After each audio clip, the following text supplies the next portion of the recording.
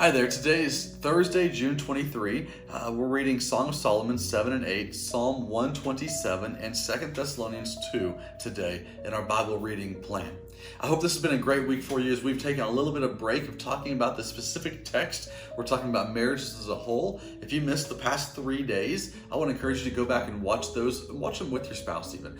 Engage it together and then practice some of the things we're talking about in the last 3 days as we try to invest in our marriages together.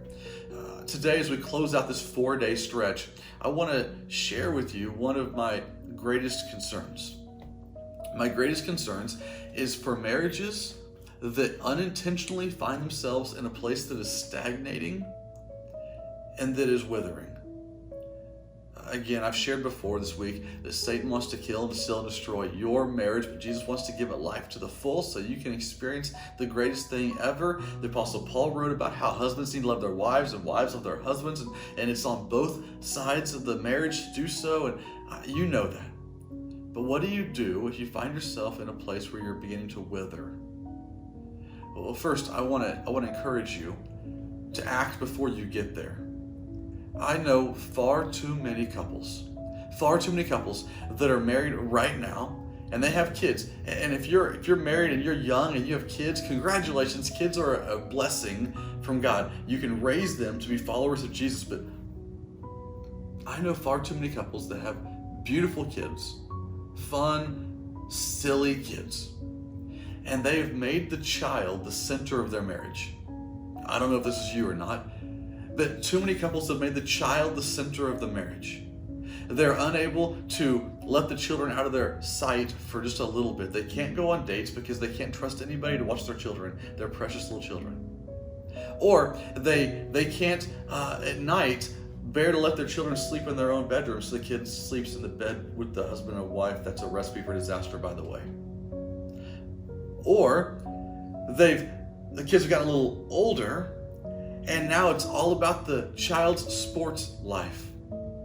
Maybe the child is 7, 8, 10, 12 years old, and they're probably most likely going to be in college playing sports and going to the professional leagues and all that, whatever. We know they're not. But we think that as parents sometimes, and so we've invested all of our money and all of our time into our kids, neglecting our spouse.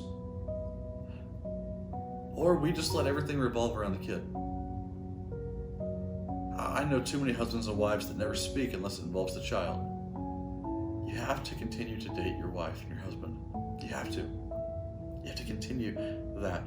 So before you find yourself in a place that is withering, that is frustrating, that is slowly dying, take a second right now. If you're young and have kids, take a second to look at each other in the eye and say, I love our daughter, I love our son, but I love you more.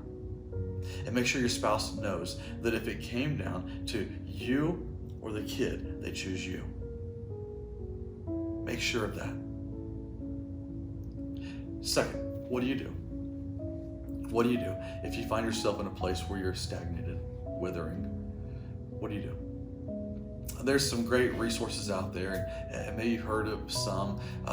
There's talking about a guy named Gary Smalley, The Love Languages. There's The Love Dare. There's great movies about this. There's great resources out there all around. They all though are dealing with the same thing. They're all the same.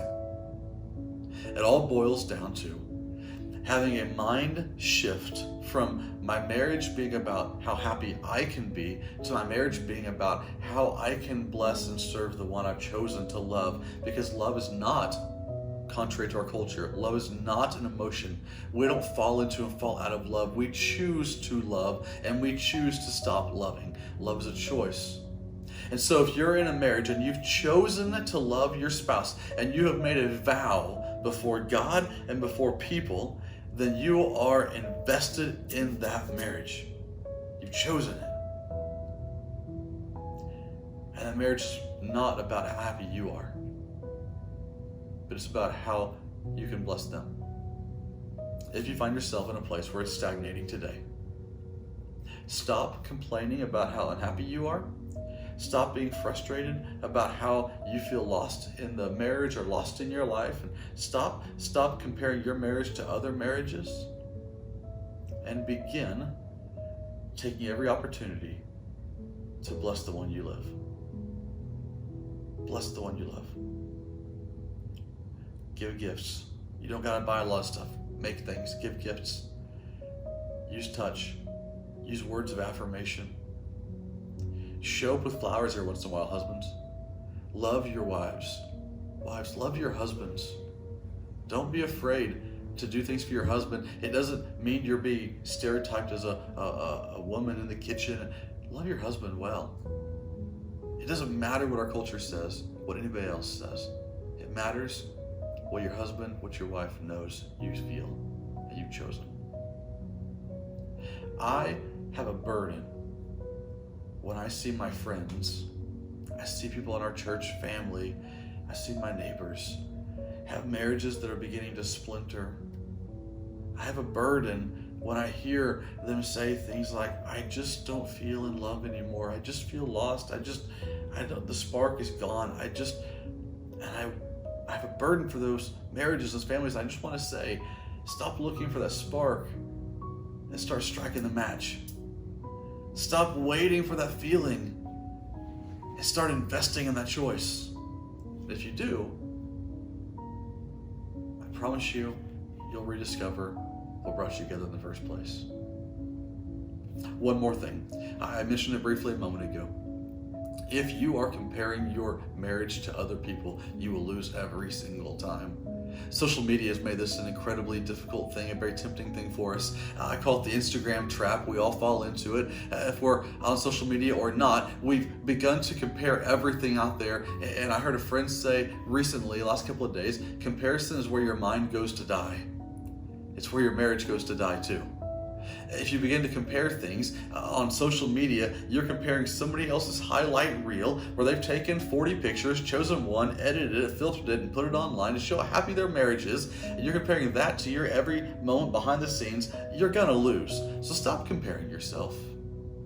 Start investing. Go back to the vow you made before your friends, before your family, and before God, and invest yourself. Stop waiting for what will make you happy and start giving what you know makes her happy, what makes him happy. And when you do that, your heart changes. One last thing. If you're not praying for your spouse, begin praying. I also heard a wise person tell me one time, it is impossible to be angry at somebody you're praying for. It is impossible to wish the worst for somebody you're praying the best for. It is impossible to hate someone you're praying for. If you're in a marriage and you feel a little lost today, start praying, start investing, stop comparing, and reinvest in the vow, the promise that you made. And one more time I'll say it. If you are in a marriage that's struggling, you and your spouse, or just you alone even, contact me, send a message, call the church office, get a hold of me, and we will sit down, we'll talk about what God wants for you, because we want the absolute best life that Jesus has for you in your marriage. Until I see you again, you are sent.